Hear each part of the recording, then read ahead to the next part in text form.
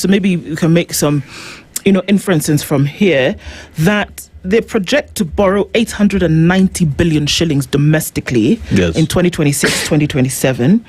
The revised estimate puts net domestic borrowing at about 890.4 billion for 2026-2027.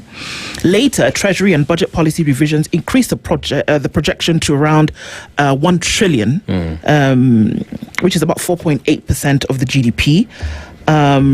Parliamentary Debt Committee reports also referenced on implied domestic borrowing requirement of about 1 trillion shillings, 2026-2027.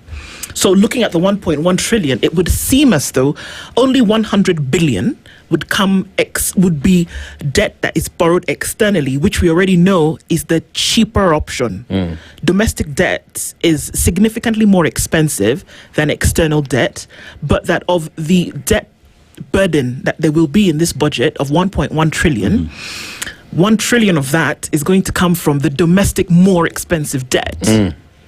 And even what's the effect of now the government looking inwards to borrow? It has a crowding out effect, so that anywhere it's only government that has access to credit, and when they come back to borrow domestically, what are they borrowing? Whose money are they taking?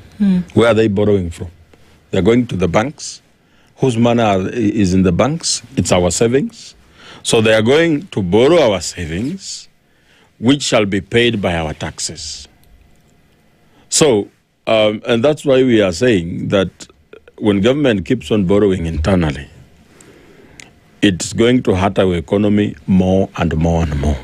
And why is that? Because we know that if we look at how economies have been built around the globe, it's the private sector that is an economic driver, right? So that means what you do is that when we talk about all this nice talk about how the government has to make a conducive environment for business to grow, that's the conducive environment that we're talking about. Access to credit, making sure that ease of doing business is an actual reality.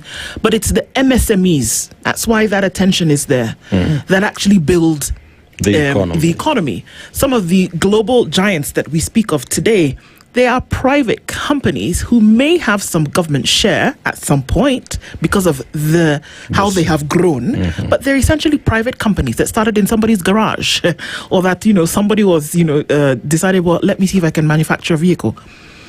So government would be then supporting the economy. So if you crowd out funding that goes to government, what are you doing to the credit that should be available for these MSMEs that we talk about, who should naturally then be able to go to local banks to get credit, because they can't go to Exim Bank as a guy who makes, How do you do that? It's too late for them to do anything. When we were shouting time Uhuru, at least there was a